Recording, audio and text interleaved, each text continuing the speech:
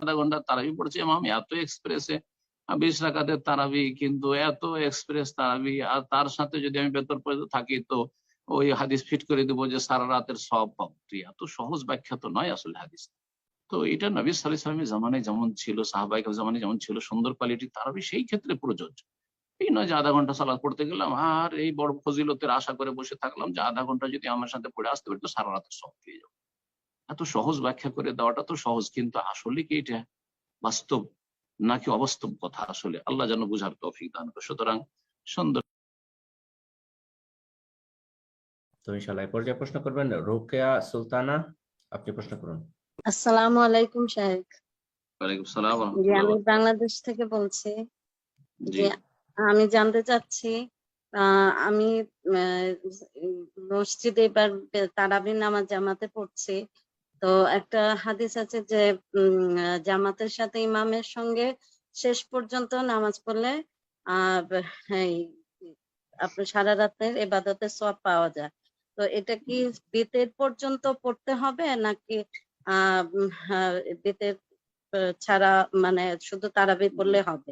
আর সেই সাথে আরেকটু আছে যে যদি বেতের পর্যন্ত পড়ি তাহলে বেতের যদি মাগরিবের মতো করে পড়ে এখানে ইমাম সাহেব, তাহলে কি আমি ওইভাবেই নামাজটা পড়বো নাকি আমি অন্য আমার যেভাবে পড়ি সেভাবে পড়বো 3 রাকাত একসাথে?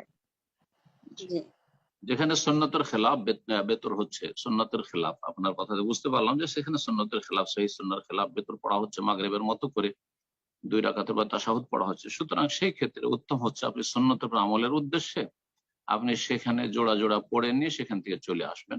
আর আসার পরে আপনি আরো সালাত পড়বেন বাসায়, আর তারপরে তখন বেতর পড়ে নেবেন। এটা আপনার জন্য উত্তম হবে। আর যে হাদিসটির কথা বললেন সেই হাদিসটি দীর্ঘ সময় ধরে ইমাম এবং ধীর স্থির ভাবে আর সুন্দর করে সুন্দর কোয়ালিটির যদি তারাবি পড়ে সেই ক্ষেত্রে বলা যেতে পারে আধা ঘন্টা তারাবি পড়ছে ইমাম এত এক্সপ্রেসে 20 রাকাতের তারাবি, কিন্তু এত এক্সপ্রেস তারাবি, আর তার সাথে যদি আমি ভেতর পর্যন্ত থাকি তো ওই হাদিস ফিট করে দিব যে সারা রাতের সব পাবো। এত সহজ ব্যাখ্যা তো নয় আসলে হাদিস। হাদিস মান কামা মাল ইমাম, ইমামের সাথে কিয়াম করলেন, আপনি কিয়ামের মধ্যে কিয়াম করলেন, হাত্তা ইয়ানসারিফ শেষ পর্যন্ত থাকলেন, তো কুতিবা লাহু কিয়ামুল লাইলা, তার জন্য সারা রাতের কিয়াম লিখা হবে। তো এটা নবী সাল্লাল্লাহু আলাইহি ওয়াসাল্লামের জামানায় যেমন ছিল, সাহাবায়ে কেরামের জামানায় যেমন ছিল সুন্দর কোয়ালিটি তারাবি, সেই ক্ষেত্রে প্রযোজ্য। এই নয় যে আধা ঘন্টা সালাত পড়তে গেলাম আর এই বড় ফজিলতের আশা করে বসে থাকলাম যে আধা ঘন্টা যদি আমার সাথে পড়ে আসতে পারি তো সারা রাতের সব পেয়ে যাবো। এত সহজ ব্যাখ্যা করে দেওয়াটা তো সহজ, কিন্তু আসলে কি এটা বাস্তব নাকি অবাস্তব কথা? আসলে আল্লাহ যেন বুঝার তৌফিক দান করে। সুতরাং সুন্দর কোয়ালিটির সাথে ইবাদতবন্দি করবেন।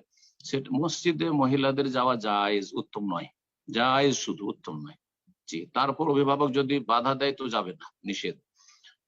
তো মসজিদে যেতে পারেন, কিন্তু তার চাইতে অনেক ভালো বাসাতে পড়বে। সুতরাং আপনাদের জন্য ওই ইমামের সাথে শেষ না করে এসে বাসাতে আপনি যে পড়বেন এটা অনেক ভালো, অনেক ভালো। আশা করি বিষয়টি বুঝতে পারছেন। জি জাযাকাল্লাহু খাইরান। তো ইনশাআল্লাহ এরপর যা প্রশ্ন করবেন আজাদ হোসেন, আপনি প্রশ্ন করুন।